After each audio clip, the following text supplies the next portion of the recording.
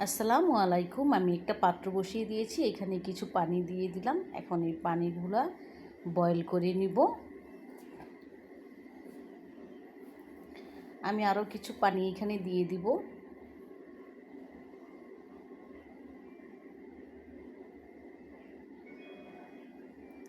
এখন দিয়ে দিব মুরগির মাংস, কিউব কিউব করে কেটে রেখেছিলাম, সেই মাংসগুলা দিয়ে দিব।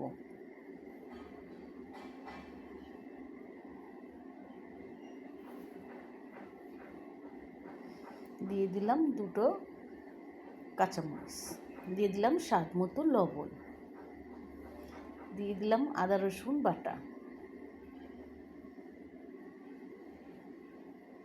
এখন আমি একটু নেড়ে চেড়ে নেব। দিয়ে দিলাম শুকনো মরিচের গুঁড়ো। মাংসটাকে ভালো করে সিদ্ধ করা পর্যন্ত অপেক্ষায় থাকবো। দিয়ে দিলাম ম্যাগি মশলা,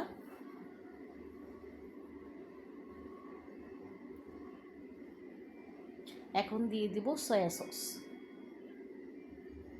আবার একটু নেড়ে চেড়ে নিচ্ছি।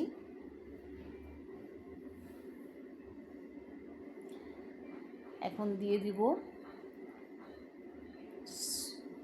লেমন গ্রাস মানে থাই পাতা। দিয়ে দিব এখন ডিম, ফেটে রেখেছিলাম সেই ডিম। যদি আপনাদের ভালো লাগে অবশ্যই লাইক, কমেন্ট, শেয়ার, সাবস্ক্রাইব করে দেবেন। যে যেখান থেকে আমার ভিডিওটা দেখছেন প্লিজ স্কিপ করবেন না।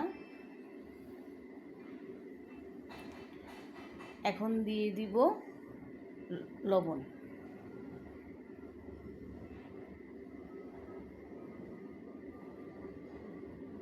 এখন আবার একটু নেড়ে চেড়ে নিব। এখন দিয়ে দিব কর্নফ্লাওয়ার। এখন একটু নেড়ে চেড়ে দেখব।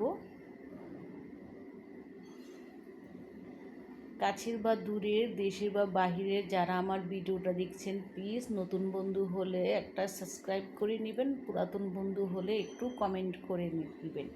দিয়ে দিলাম চিলি সস।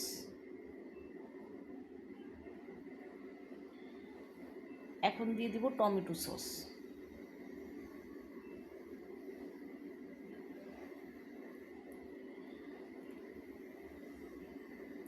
যদি আমার রান্নাটা ভালো লাগে অবশ্যই পাশে থাকবেন, এবং আপনাদের একটি লাইক, একটি কমেন্ট আমাকে আগামী ভিডিও দেওয়ার উৎসাহ জাগাবে। একদম দেখতে খুব সুন্দর হয়েছে, খেতেও খুব টেস্টি হয়েছে। আপনারা বাসায় এভাবে রান্না করে খেয়ে দেখবেন, খুবই টেস্ট। দিয়ে দিলাম 1 প্যাকেট ম্যাগি মশলা আবার। আমার রান্নাটা হয়ে গেল। তো সবাই ভালো থাকবেন। আল্লাহ হাফিজ। আসসালামু আলাইকুম।